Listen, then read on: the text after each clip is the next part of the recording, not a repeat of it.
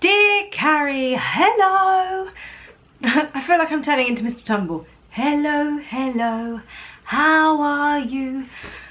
Anyone that's not a mum or doesn't have any little siblings will not get what I'm doing, but Mr. Tumble is an amazing man. I love him a little bit. I wasn't sure at first, but now he's a hero. So today has been an interesting day. Basically, me and Tom had a few meetings in town today. We had to start with a nice creative meeting with a couple of lovely ladies that I know, and then I had a couple of hospital appointments. Nothing serious, you know, 6-week check and all of that jazz. Everything's fine. Pelvic floor, going good. So we had to get up quite early today because we had to be in town by about 9:30. Well, actually, no, the first meeting was 10, but I like to get places early, so I knew that I wanted to be there at 9:30. Anyway, so I set my alarm for 6:40 because, you know, so you never know with little kids. Sometimes they're up at 5 and you're all up. Other times they might stay in bed till 7:30 and then you're late. Very loud, turns out, alarms can be. Buddy was asleep and the alarm went off and it was the loudest thing ever. Which is fine, we got over that. Tom went off for a shower, Buddy woke up, I fed Buddy, and then Buzz woke up about 7, which was absolutely fine. He just stayed in his cot playing until we were ready to go. But anyway, it started off a little bit manic this morning because me and Tom both thought we were leaving at different times. I was earlier than Tom was, but that's fine. We left the house and I felt pretty good. I'd had time to wash and dry my hair, had makeup on, had a nice like really patterned shirt on and a cool jacket that made me feel really good. Got into London an hour early, obviously, because it's half term and you just never know how long it's going to take to drive into London, so I'd rather be an hour early. So anyway, we decided to go for a coffee before our meeting in there and I was feeling great. Tom was like, you look great, and I was like, I feel great. I literally was like, I don't feel like a mum.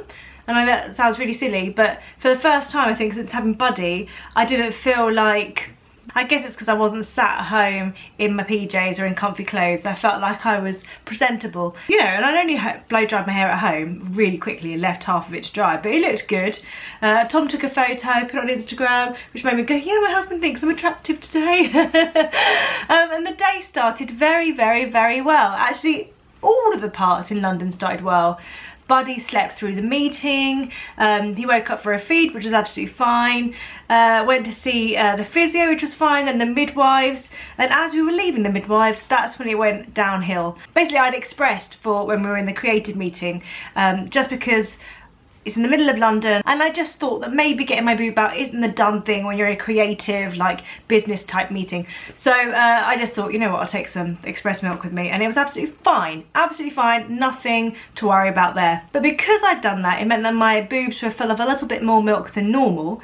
I didn't notice, it was fine, there was nothing, you know, sometimes they can go a bit funny if you've not fed, but you know, 6 weeks in, we're kind of feeling like things are moving nicely and not so engorged anymore. After the physio and then the midwife, well, we'd left and everyone was saying how, you know, we're handling it really well, having 2 children and it all looks like it's going swimmingly, and I was like, yeah, this is great, this is good.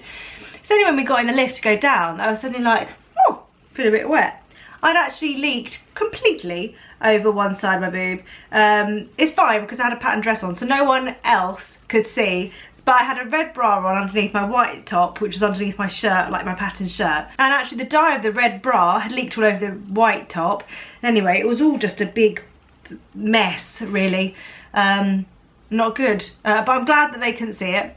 Anyway, we decided to go for a coffee to go through everything that had happened that day, and I ended up having a Nutella cookie while I breastfed, which was, you know, if you're going to breastfeed in a public place, having a Nutella cookie while you do it, that's the way to get through and to just go, yes, life is great, and to not feel so self-conscious, because if you've got Nutella makes anything feel easy, I find, generally. So the day, you know, it has started to go downhill slightly. I think when you start the day feeling amazing and like a new woman, and midday through you get a leaky boob situation, and your clothes are all a bit damp, that is starting to waver, that feeling amazingness.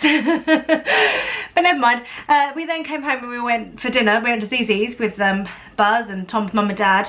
Obviously, Buddy likes to wake up as soon as the hot food arrives, but that's fine. You know, I was juggling baby and having a pizza.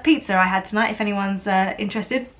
They've got a nice new chicken and spinach kind of pizza that I had, which was really nice. After that, we came home, both the boys had a bath, and lo and behold, I mean, we're only a week into them sharing a bath together, and one of them pooed in the bath. A big poo. Big poo. I mean, I'm not going to say which one it is because, you know, they're going to watch this back when they're older, and I don't want them to feel self-conscious or whatever, because let's face it, most of us have pooed in the bath. If you're saying you haven't, you're lying. And I'm not talking about now. Me as a 31-year-old, I no longer poo in the bath, thankfully. But when I was younger, I know that I did. And actually, we used to live above a calf because my mum and dad used to run a calf in Canning Town when I was growing up.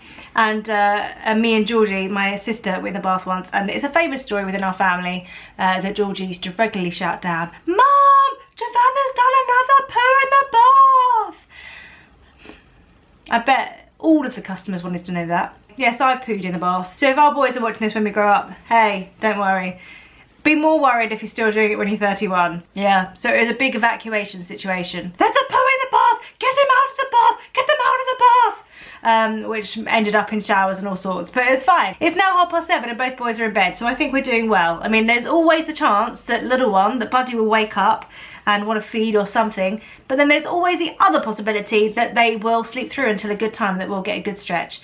So I'm here talking to you while eating a bit of my Easter egg. Carrie, you've got the same white chocolate Easter egg as me from Mum and Dad. Before I was like, I'm going to save it, I am not going to eat it yet. And then I think, was it yesterday? Yesterday, the day before, I don't even know what happened. I think I just had a day that was like, it just felt like one of those days. And I said to Tom, I'm going to smash my bunny up.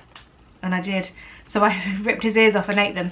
Anyway, all that's gone, let me see if you can see that. All that's gone from my bunny so far is the head and the ears. But I'm just going to munch my way. I think there's some in his side. Very nice Easter egg. But before I start filming this, actually, I noticed, hold on. Can't talk with my mouth full. Oh, while I'm eating. Rude. Naughty mummy. I noticed on the back of this packet, it said 11 servings. You can't tell someone how much is a serving on an Easter egg. That's not very Easterly friendly-ish. You don't really find out that you've eaten a whole egg and be like, oh my gosh, that's 11 servings of Easter egg right there. No, it's not. 1 egg equals 1 serving. Don't let anyone tell you otherwise. No. I thought I should highlight the fact that today I started the day feeling one way and I ended it feeling a little bit different with my chocolate. But still, a very good day. It's just been a very mum day. Very mum day. But, you know, even though it's the end of the day and I've had a poopy bath, a leaky boob, I'm sure there's other things that happened today as well, I still feel empowered. I feel empowered as a woman. Also, we watched The Suffragettes the other night. If you've not seen The Suffragettes, watch it.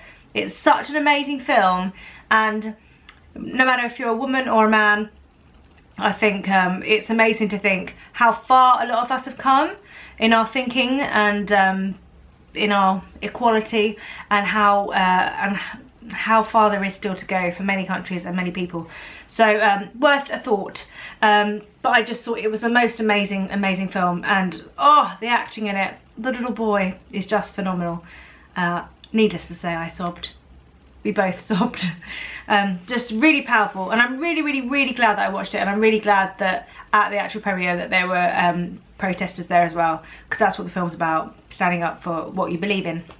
And I believe in positive energy and spreading love across the world, and so that's what these vlogs are about, really, spreading a little bit of positivity. So there's my positivity for you. Ah dear, right, I'm gonna go eat some chocolate, maybe have a cheeky little glass of wine. I shall see you next week when I'm still feeling empowered, but hopefully without a poo bath or a leaky boob. But who knows? Who knows what'll happen? Speak to you later, love you lots, bye!